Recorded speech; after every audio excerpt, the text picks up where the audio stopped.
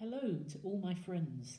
I wanted to make this special video just to say thank you for so many prayers and so many thoughts and so much support that I've had over this last year. Many of you will know that in the last year I've been suffering from what was termed as a terminal cancer, ovarian cancer. And way back in July, things weren't looking very bright. In fact, they were looking quite hopeless. It was deemed inoperable, and all they could offer me was 6 sessions of chemo, plus various other hospital visits to have various treatments done to help me, make me feel more comfortable. But then way back in December, a new surgeon came on the line and decided that yes, they were going to have a go at trying to do something. And I received the most wonderful news yesterday. I had surgery about 3 weeks ago, and they told me that they'd removed all the cancer that they could see. And when I spoke with the surgeon yesterday, he had the most wonderful news. He said that the tumours that they'd taken out, which were the size of tennis balls, when they did the biopsy, there was absolutely no sign of any cancer within them. And he put this down to the fact that perhaps the chemo had zapped them out. And I believe what he says. But I also believe that there's a higher power that zapped them out. And I believe that power is the power of prayer that so many of you have been doing for me over this last year, particularly in this last month or so when I've been awaiting surgery and undergoing surgery. So I just wanted to use this opportunity to say a huge thank you to everybody. It means so much to me to know that I was supported during this time by your prayers. It gave me a great inner peace that I was able to cope with this diagnosis and to come through at the end with such wonderful news. My nephew, young teenage nephew, right at the very beginning, bought me this little prayer card. He made it himself. And on it he says, it's a quote from the prophet Jeremiah. He says, "I will give back your health and heal your wounds, says the Lord." And I do believe the prayers of children are very strongly heard. So George, if you're watching this, thank you very much for what you've done.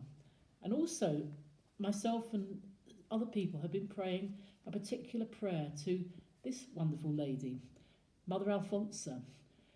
Her cause for canonisation is up in Rome at the moment, and I had a special prayer from the particular community, the Dominican community in Hawthorne in the United States, with a lock of hair from the community as a relic. And I've been praying this particular prayer for the cure of my cancer. And I believe very strongly that she has had a great influence and intercession in the way things have progressed in my illness.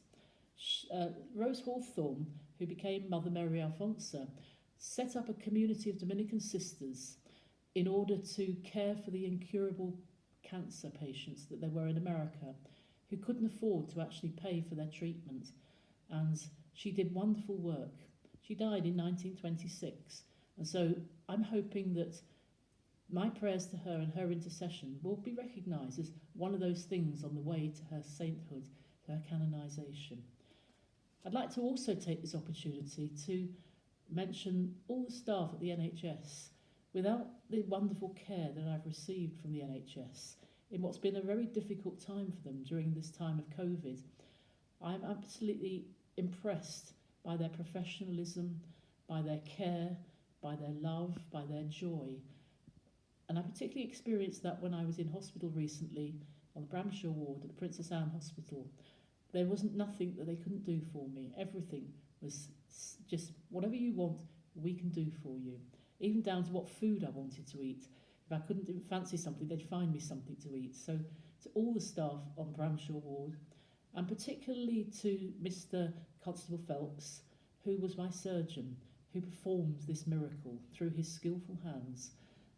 Even he yesterday, when I spoke to him, was actually quite surprised at how well the outcome was, and clearly was trying to say, well, it's not the usual outcome that they expect to see. So last year I wasn't thinking of looking forward to Christmas, and I mentioned this to him, and he said, oh, you've got many Christmases to come. So thank you very much from the bottom of my heart to everybody who's been part of this journey with me. and I'll continue to hold you in my prayers in this coming Holy Week and leading up to Easter. And I'll offer you thanksgiving in my prayers each day. Thank you very much for listening.